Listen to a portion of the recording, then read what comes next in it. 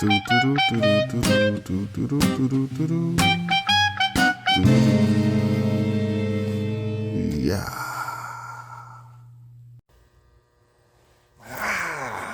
YouTube. What's up, baby? We back in this thing again for another review. This is Q's Insight. I am Callie, and today we here to talk about Twisted Middle. All right. Now this TV series just came out. It's available to watch on Peacock right now, and these are one of the series that they have where they let all the episodes out all at one time, so you can binge watch the whole season. At your will. You don't have to wait eat week by week. You know what I'm saying? But yeah, if you've been to the channel before, you already know how we do it. We started off with the premise, 3 favorite scenes, the grade, and then it's on to the next one, right? So again, so we're gonna do this a little different because I'm not gonna do twist the middle like each episode. I'm gonna do just a twist the middle, the first season, what I thought of the whole first season. All right. Now I believe there's 10 episodes in this season. Each. Sorry about that. Had a little incoming little situation, man. I'm at work, so, and also sorry about the background again. I'm at work. But I got to get content out.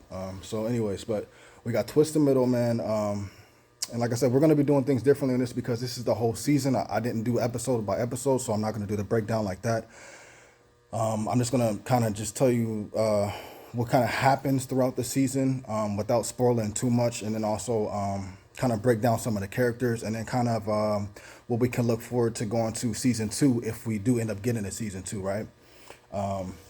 And I'll try to do some like 3 of my favorite scenes because I'm pretty sure I can still kind of grasp that, even though it's not just one episode, it's a multi-catalog of 10 episodes. So it's just so many scenes, so many different things that were cool to me. You know what I'm saying? It's kind of hard to narrow it down to 3. Easier to do that with one episode, you know what I'm saying? But so Twist the Middle, it's on Peacock now. Watch it, bro. If you guys are fans of the franchise, whether it be playing games on the PlayStation, go check it out, bro. It's definitely worth your time. Even if you don't necessarily fall in love with it by the first 3 episodes, like keep going. Maybe by 4th or 5th episode, you're in. And then, you know what I'm saying, for a second season, you'll definitely be in if they get it, all right? But Twist the Middle, okay? So this basically is following a character named John Doe, okay? Now, John Doe is actually a character within the Twist the Middle series as well. It seems like for this story, they took multiple characters, things that happened to them, and they put it into the character of John Doe. And they do that with other characters as well, and they probably will do that with more characters as the story continues down, like season 2, whatever, right? Which is a smart idea, especially if it makes the character more interesting, you know what I'm saying? But you follow this character named John Doe. Now, his name is John Doe really because he does not remember his name. I don't know if that's really his. Actually, I don't really know if his name is really John Doe, if that's just like, the alias that he goes by, because he doesn't have his memory. He does not remember his childhood pretty much, and then he only remembers like what happened after this one incident that takes place when he's younger, and so therefore he's kind of lives a new life. Like at the age of 15, everything else is like pretty much erased, and he kind of lives a new life. So you have a situation where he's a milkman. Now these milkmen go around the cities or these little towns, whatever you want to say, within Calypso's enclosed like big city. You know what I'm saying? These milkmen go around and they do deliveries. So they're dropping off medicines, they're dropping off food, you know what I'm saying? They're probably dropping off gas, just oil, whatever, you know what I'm saying? Whatever's needed, these milkmen go do. Now, John Doe specifically is a very good milkman, all right? He is tasked with working with this character named Raven. Okay, now Raven is also another character from Twist the Middle, the game franchise, all right? Now, I think they're kind of doing her story just possibly a little bit different, but pretty much exactly the same. But just little different elements. You know what I'm saying? You'll notice them, especially if you know the lore of Twisted Metal characters in the game, and then you're able to compare them to the lore of the Twisted Metal characters that are in this season or this episode or the episodes. But anyway, so she tasks him to do a special delivery or do a special pickup and then drop it back off to her. And then if he's able to do this, he's promised residency within her town. And this town is very peaceful. It has a lot of citizens there. You know, it has a market there. It has everything. Like it's like a real thriving city. Like even though you know everything has gone to like hell, you know what I'm saying, all around, this town is like really thriving still. So of course this is all he wants. He wants to be able to have a situation where in which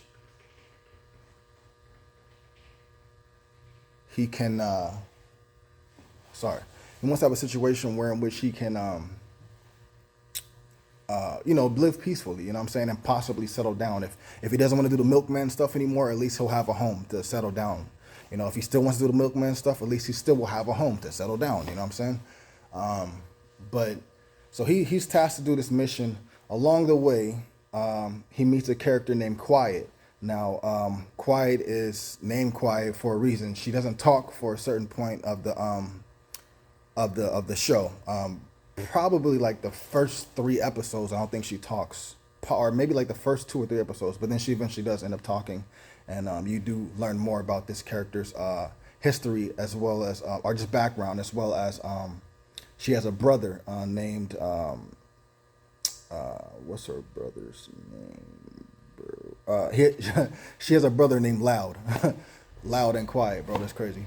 But anyways, so. A situation happens with Loud and Quiet, which thrusts Quiet into tagging up and being partners with John Doe. And so they two set off to, you know, pick up this package. Along the way, they meet other characters such as Priest, Mike, and Stu, which are Priest and Mike and Stu. They're all characters from Twisted Metal franchise. You got Agent Stone. You got Sweet Tooth, which is Sweet Tooth. You don't even got to explain that. You know, and you got this lady named Amber Rose, which is also, she's another character from the Twisted Metal lore. She drives like a bug. And then you also have Twister in there, bro. And like I said, Calypso's in here as well. You know, so along the way, you're meeting certain characters, right?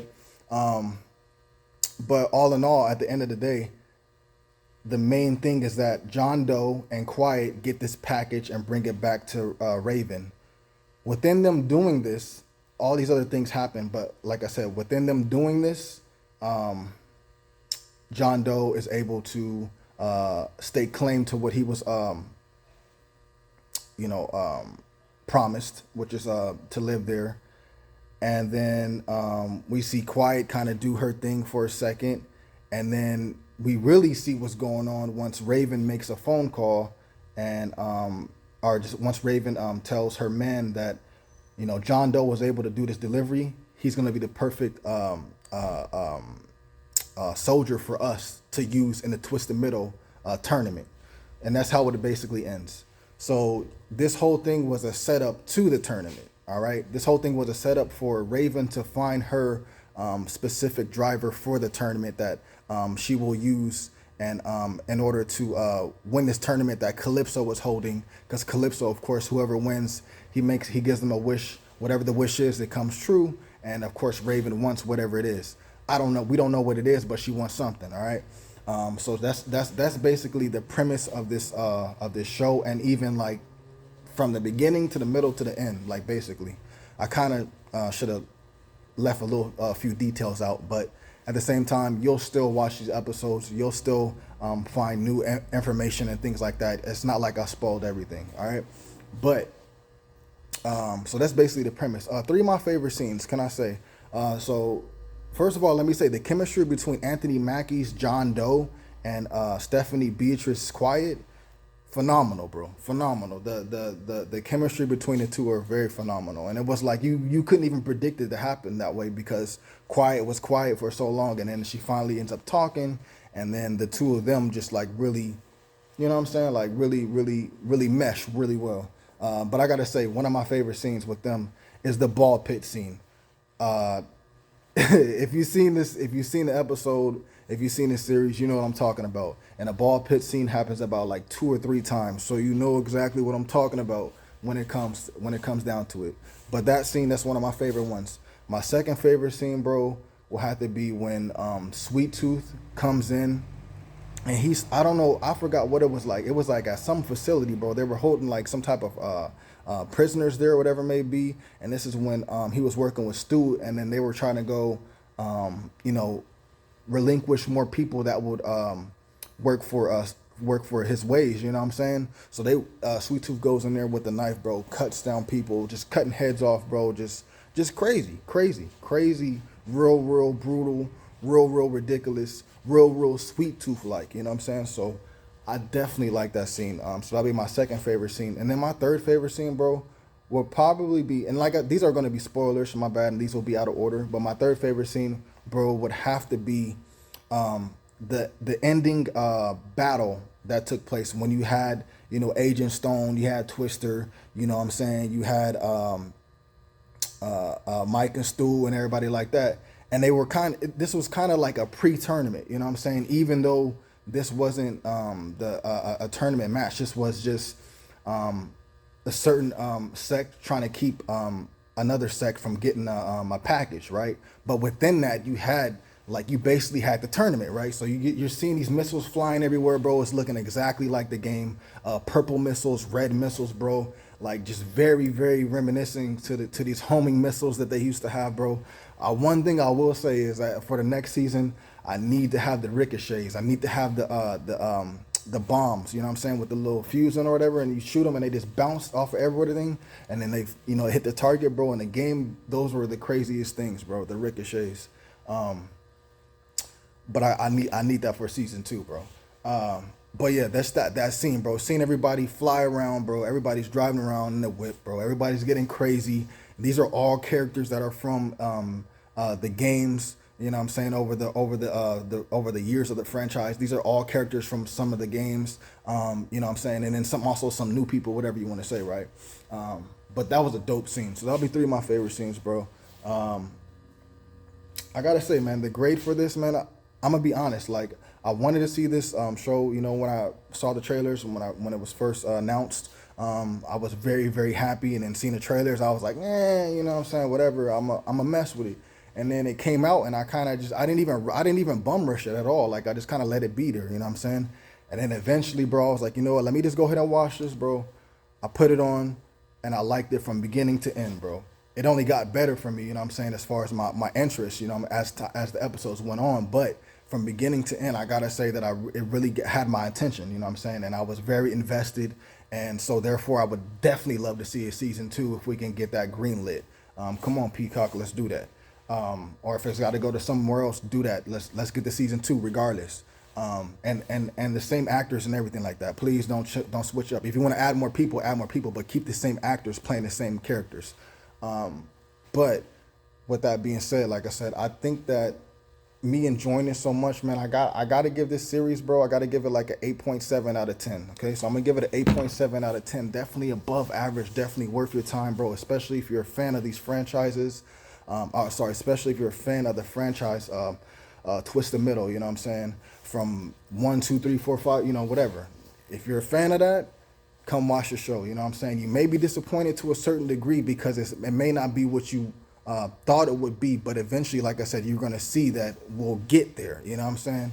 And like I said, it's worth it. It's worth it, bro. It's worth it. So 8.7 out of 10 for me. If you guys saw this season, let me know what were some of your favorite scenes. What were some of your favorite episodes? What did you think of the season just in general? Did you enjoy it? Did you think it was lackluster? Did you like the way that they do things, like, you know what I'm saying, as far as being character driven, and then you know, us having a tournament later? Or would you rather just have the tournament and then the characters kind of just be, we just get little hints of the details of how they are, you know what I'm saying? because for me, I enjoyed this. I enjoyed the character build. Being invested with these characters make it feel that much more, makes me care that much more. You know what I'm saying? So when a tournament comes, I'm way more thrilled to watch it. You know what I'm saying? So I'm happy with the way they went. But do you think they should have went a different way, or do you like the way that they went? And are you looking forward for season 2, or you think this should just be it? You know what I'm saying? Shit, leave it alone. And also, do you think they should just make this a live action movie for, maybe not season 2, just do a live action movie?